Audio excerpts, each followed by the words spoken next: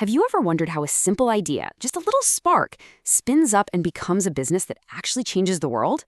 Well, today we're going to break down that whole journey into a really clear, actionable framework. We're calling it the Founder's Flywheel.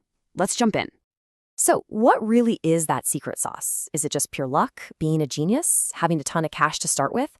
Turns out it's none of those things alone. It's this powerful mix of mindset, specific methods, and the right tools that founders use to turn that spark of inspiration into something with real-world impact. And yeah, we're going to get into all of it. Okay, so before we get any further, we've got to get on the same page. What does it really mean to be an entrepreneur? Because it's not just about starting a company, It's a completely different way of seeing the world and how you act in it. This quote right here from Harvard professor Howard Stevenson, this is basically the anchor for everything we're talking about today. It's just so brilliant because it perfectly nails the three core parts of the whole challenge. So let's break it down piece by piece. First, let's talk about the pursuit. This is not some casual weekend hobby. We're talking about a singular, absolutely relentless focus. See, entrepreneurs feel like there's this tiny window of opportunity, and it's slamming shut fast. They have to show real, tangible progress to get anyone to give them the resources they need, because the clock is always ticking, and every second is literally money burning. Next up, the opportunity. Now, an opportunity isn't just one thing. It can come in a few different flavors. It could be a brand new product that's never existed, or maybe a totally new business model.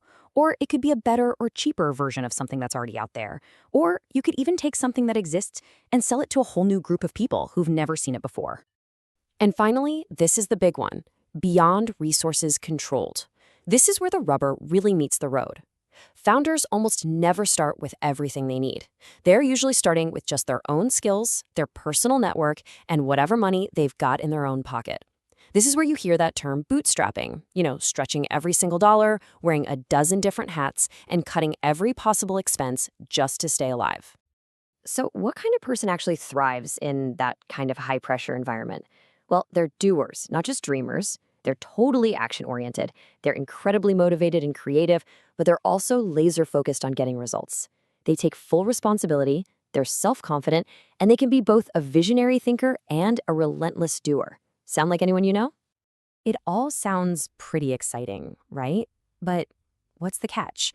Well, the catch is that when you're chasing a huge opportunity without all the resources you need, you are facing a massive, massive amount of uncertainty and risk. And that risk, it usually shows up in four main flavors.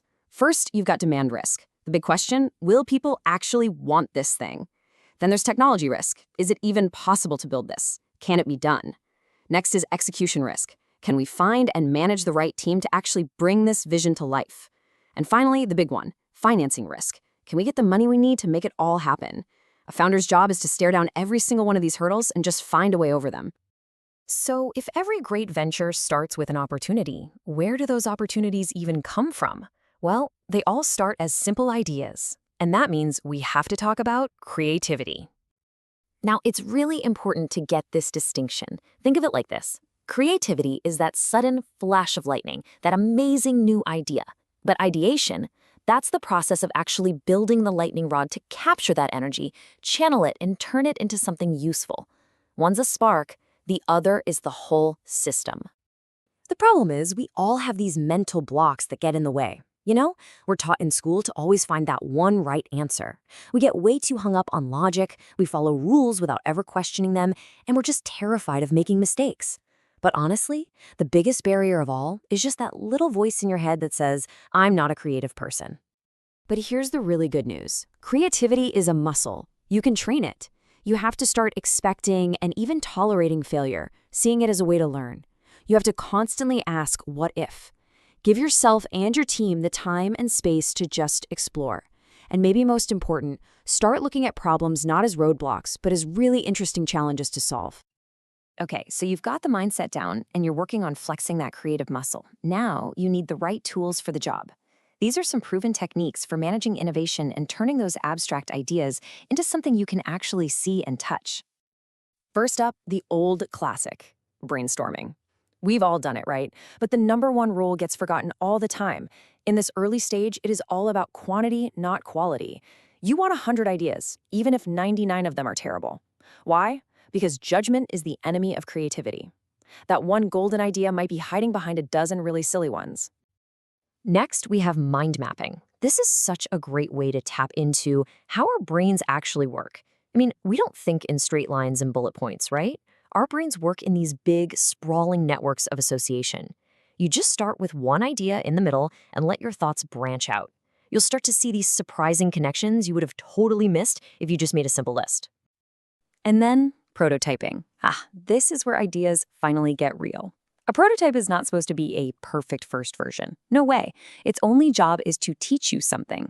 It could be a simple sketch, a model made out of cardboard, or a super basic app. The whole point is to fail fast and fail cheap, to create something tangible you can put in front of people to see if your idea has legs before you spend a fortune building the real thing. All right, so we have the mindset, we have the creative method, and we've got the tools. Now let's put it all together. This is the final and maybe the most crucial part of the flywheel, taking a validated idea and turning it into a real-world business. And remember this, an idea is not an opportunity. Not yet. An opportunity is an idea that meets a very specific moment in time. It's that magic intersection of a clever thought and a favorable set of circumstances that creates a real need and, this is critical, has the potential to generate actual economic value. So how do you make that leap? It really comes down to a 5-step process. First, strategic fit. Does the market actually want or need this? Is there a pull? Second, the business plan. How is this thing actually going to work and make money? Third, the team. Who are the people you absolutely need to build it? Fourth, leadership. Who is going to guide that team?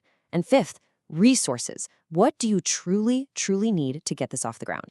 So if you take one thing away, let it be this. Success isn't just about having great ideas. I mean, everybody has ideas, right?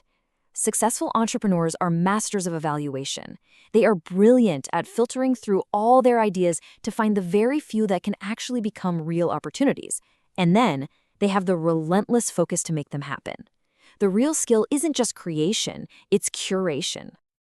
So there you have it. We've walked through the entire flywheel, from the entrepreneurial mindset to unlocking creativity, to using the right tools, and finally to vetting and launching a real opportunity.